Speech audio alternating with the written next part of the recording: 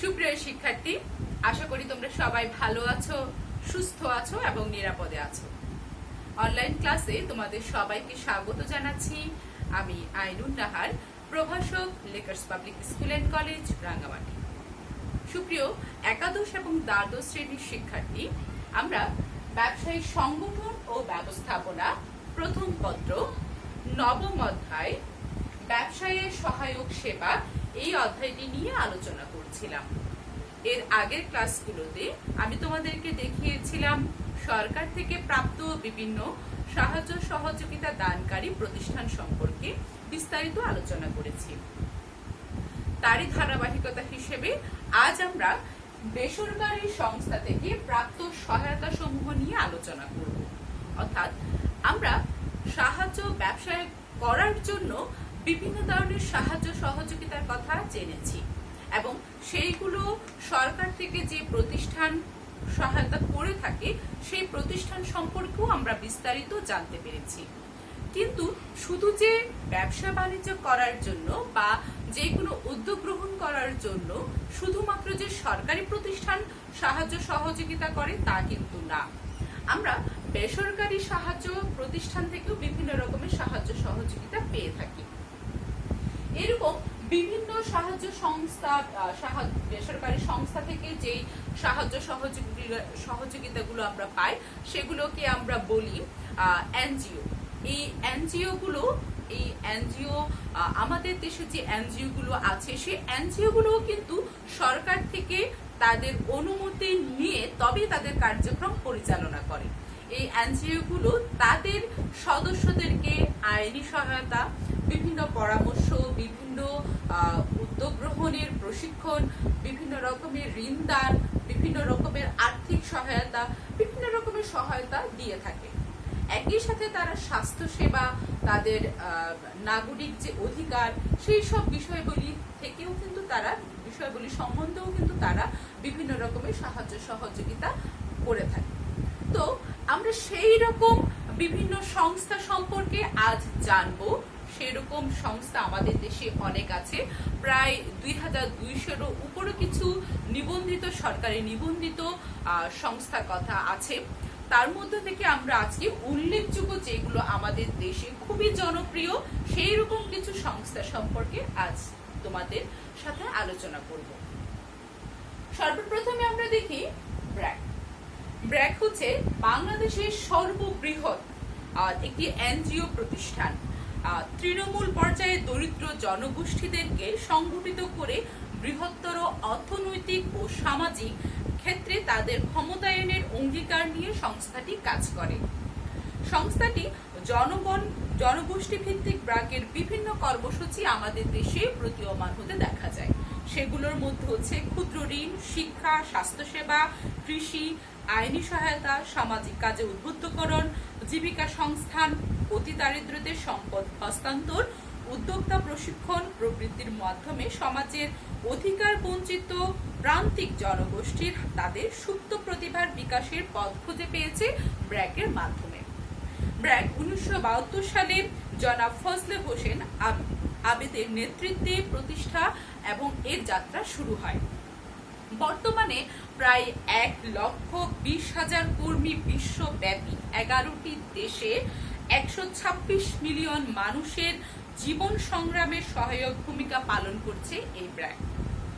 দরিদ্র বিমোচনের লক্ষ্যে ঋণ দান কর্মসূচি ছাড়াও এই সংস্থাটি স্বাস্থ্য, শিক্ষা, সামাজিক উন্নয়নের কাজ করে থাকে। প্রতিষ্ঠানটি নিজস্ব প্রশিক্ষণ কেন্দ্রের মাধ্যমে আত্মকর্মসংস্থানে ইচ্ছুক যুবক ও যুব মহিলাদের বিভিন্ন ট্রেড প্রশিক্ষণ এবং পরবর্তী কর্মসংস্থান করে থাকে।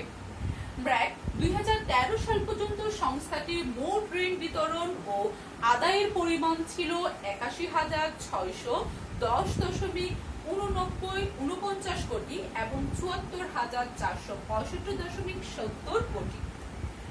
ব্র্যাক যেই সকল প্রকল্প প্রণয়ন এবং বাস্তবায়ন করে থাকে সেগুলো হচ্ছে প্রকল্প প্রণয়ন এবং বাস্তবায়নের পরামর্শমূলক সুবিধা প্রদান করে দেশের ঐতিহ্যবাহী কারুশিল্প যেমন হস্তজাত শিল্প সামগ্রী, সিল্ক, জামদানি, নকশি কাঁথা ইত্যাদি উন্নয়নে ব্র্যাক গুরুত্বপূর্ণ সাথে কাজ করে যাচ্ছে। অর্থাৎ আমাদের দেশের যে ঐতিহ্য আছে, আমাদের দেশের যে সংস্কৃতি আছে, আমাদের দেশের আর যে কাজগুলো আছে সেইগুলো নিয়ে কিন্তু ব্র্যাক কাজ করছে। অর্থাৎ আমাদের দেশের জামদানি, শাড়ি, কারুশিল্প এইসব বিষয়ে ব্র্যাক প্রশিক্ষণ তো দিচ্ছেই, একই সাথে ব্র্যাক এই সমাজ এই প্রতিষ্ঠানের কাজ করছে যে মানুষগুলো তাদের স্বাস্থ্যসেবা, আইনি সমস্যা, বিভিন্ন বিষয়গুলি হতেও তাদেরকে সহযোগিতা করছে। এরপরে আমরা দেখি গ্রামীণ ব্যাংক। গ্রামীণ ব্যাংক আমাদের দেশে আরেকটি অত্যন্ত জনপ্রিয় এবং গুরুত্বপূর্ণ একটি এনজিও সংস্থা। এটি ক্ষুদ্র ঋণ দানকারী সংস্থা ও প্রতিষ্ঠাতা চট্টগ্রাম বিশ্ববিদ্যালয়ের অর্থনীতি বিভাগের অধ্যাপক ডক্টর মোহাম্মদ ইউনুস। তিনি 1976 সালে চট্টগ্রাম বিশ্ববিদ্যালয়ের নিকটবর্তী জোহরা গ্রামে দরিদ্র ভূমিহীন জনগোষ্ঠীকে ঋণ প্রদান কর্মসূচি নিয়ে গ্রামীণ ব্যাংক প্রকল্প নামে পরীক্ষামূলক প্রকল্প চালু করেন। 1983 সালে এটি বৈধ ও স্বতন্ত্র ব্যাংক হিসেবে আত্মপ্রকাশ করে। গ্রামীণ ব্যাংক শেয়ারের 90% এর মালিক হচ্ছে এর গ্রাহক এবং 10% মালিকানা হচ্ছে সরকারের। গ্রামীণ ব্যাংক প্রায় 83 লক্ষ গ্রাহকের মধ্যে 97% গ্রাহকই হচ্ছে মহিলা। অর্থাৎ গ্রামীণ মহিলাদের প্রশিক্ষণ প্রদান, তাদের কার্য সম্পাদনের লক্ষ্যে এই গ্রামীণ ব্যাংক কাজ করে থাকে। গ্রামীণ ব্যাংক যে সকল কাজগুলো করে সেইগুলো হচ্ছে গ্রামের বিত্তহীন দুস্থ নারী এবং পুরুষদের ব্যাংকিং সেবা প্রদান এবং ঋণ দান। 2 হচ্ছে অতি দরিদ্রদের দলগতভাবে জামানতবিহীন ঋণ, ক্ষুদ্র ঋণ প্রদান করা। 3 হচ্ছে গ্রামীণ ব্যাংকের গ্রাহক এবং সদস্যদের গৃহ নির্মাণ, মৎস্য চাষ, গবাদি পশু পালন, হাঁস মুরগি খামার স্থাপন ইত্যাদি ক্ষুদ্র শিল্প ও প্রকল্প তৈরিতে সহায়তা দান করা। 4 হচ্ছে প্রশিক্ষণ প্রদান করা এবং 5 হচ্ছে নারী উদ্যোক্তাদের ঋণ প্রদান করে সহায়তা করা। গ্রামীণ ব্যাংকের প্রতিষ্ঠাতা ডক্টর মোহাম্মদ ইউনুস এবং গ্রামীণ ব্যাংক দুটো যৌথভাবে 2006 সালে শান্তিতে নোবেল পুরস্কার পায়। গ্রামীণ ব্যাংক মূলত নারীদেরকে অগ্রাধিকার ভূমিকায় রাখে, তাদের ক্ষুদ্র ক্ষুদ্র ঋণকে একত্রিত করে সঞ্চিত করে তাদেরকেই আবার সেটা ঋণ হিসেবে প্রদান করে। একই সাথে তাদেরকে বিভিন্ন প্রশিক্ষণ দেয়। গ্রামীণ ব্যাংক মূলত হাঁস মুরগি, পশুপালন, ক্ষেত খামারি কাজ, গৃহ নির্মাণ কাজ এইসব বিষয়ে সাধারণত বেশিরভাগই সাহায্য সহযোগিতা করে থাকে এবং একই সাথে তাদের প্রশিক্ষণও প্রদান করে। এবার আমরা যাব প্রশিক্ষার কাছে। প্রশিক্ষা অর্থাৎ প্রশিক্ষণ, শিক্ষণ এবং কাজ, এই 3টি বিষয় একত্রিত এবং মূল লক্ষ্য নিয়ে কাজ করে প্রশিক্ষা। প্রশিক্ষা বাংলাদেশে বিদ্যমান এনজিও প্রতিষ্ঠার মধ্যে অন্যতম একটি প্রতিষ্ঠান। এটি সর্ববৃহৎ না বললেও অনেক বড় একটি প্রতিষ্ঠান এই প্রশিক্ষা। 1975 সালে ঢাকার জেলার মানিকগঞ্জের কয়েকটি গ্রামে প্রশিক্ষার উন্নয়ন কার্যক্রম সূচিত হয়। 1976 সালে প্রতিষ্ঠানটি আনুষ্ঠানিকভাবে বৃহত্তর পরিসরে কার্যক্রম শুরু করে।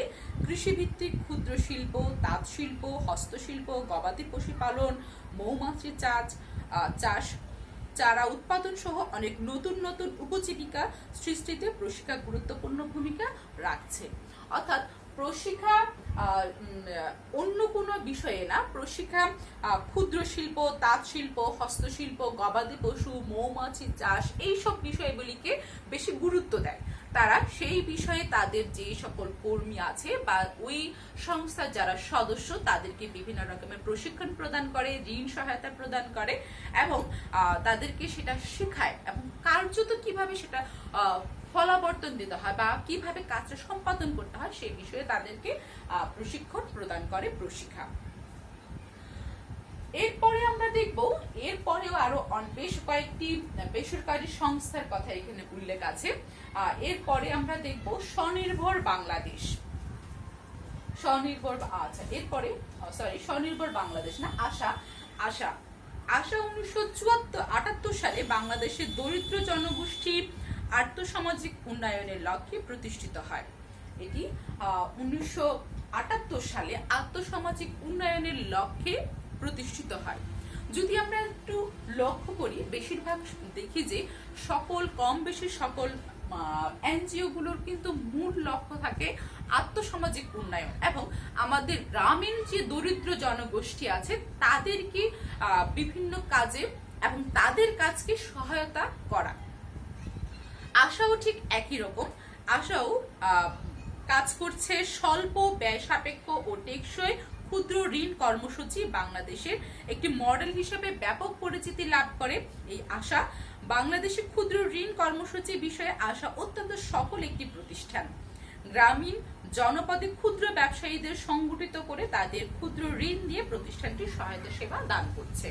অর্থাৎ আশা গ্রামের যে সকল আশার ক্ষেত্রে কোনো মহিলা বা পুরুষের কোনো বিভক্তি নাই বা কোনো অগ্রাধিকার নাই। আশা গ্রামীণ যে সকল মানুষগুলো আছে সেই সকল মানুষগুলোকে ক্ষুদ্র ঋণ প্রদান করে তাদেরকে সাহায্য সহযোগিতা করে থাকে।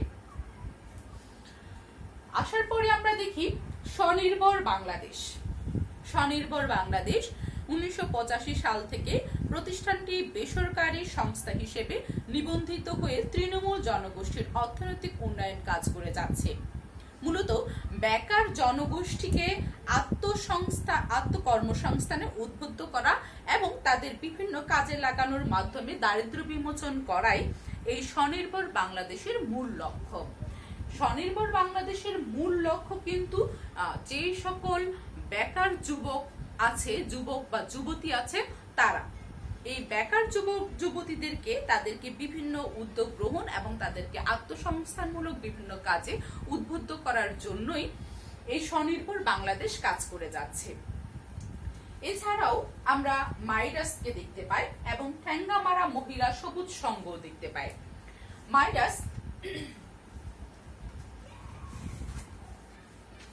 মাইডাস ক্ষুদ্র শিল্পে নিয়োজিত প্রান্তিক শিল্প মালিকদের আর্থিক, কারিগরি ও প্রশিক্ষণ সুবিধা দিয়ে দেশের অর্থনৈতিক উন্নয়নে উদ্যোক্তাদের ভূমিকাকে শক্তিশালী করার ক্ষেত্রে মাইডাস গুরুত্বপূর্ণ ভূমিকা পালন করছে।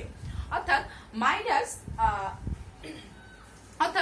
মাইডাস কোনো গ্রামীণ জনগোষ্ঠী বা বেকার যুবক যুবতী বা কোনো মহিলাদেরকে অগ্রাধিকার না দিয়ে শুধুমাত্র যারা ব্যবসা পরিচালনা করছে, যে ক্ষুদ্র কুটির শিল্প প্রতিষ্ঠানগুলো আছে, যারা চলমান আছে, সেই প্রতিষ্ঠানগুলো অর্থাৎ ক্ষুদ্র এবং কুটির শিল্পের যে প্রতিষ্ঠানগুলো চলমান আছে তাদেরকে বিভিন্নভাবে সাহায্য সহযোগিতা করে মাইডাস। এরপরে আমরা দেখব ঠ্যাঙ্গামারা মহিলা সবুজ সংঘ বা যাকে আমরা সংক্ষিপ্তভাবে TMSS বলি। এটা অনেক সময় তোমাদের বিভিন্ন পরীক্ষায় আসে যে TMSS এর মানে বলতে কি বুঝো। এটা আসলে ঠ্যাঙ্গামারা মহিলা সবুজ সংঘকেই বোঝাচ্ছে। এই ঠ্যাঙ্গামারা মহিলা সবুজ সংঘটা যদিও এক দেশের একটি কোনায় যদিও এটির উদ্ভব হয়েছে, কিন্তু বর্তমানে এটি দেশের প্রায় 63 জেলায় এটি কার্যক্রম বিস্তৃত আছে। এটির মূল লক্ষ্য হচ্ছে যে আর্থসামাজিক অবস্থা উন্নয়ন এবং নারীর ক্ষমতায়নের লক্ষ্যে 1980 সালে বগুড়া জেলায় এটি স্থাপিত হয়। বগুড়া জেলাকে কেন্দ্র করে এটি মূলত প্রতিষ্ঠিত হয়। পরবর্তীতে এটি আমাদের দেশের প্রায় 63টি জেলায় বিস্তৃত হয়, যার কার্যক্রম এবং এখন 63টি জেলায় আছে।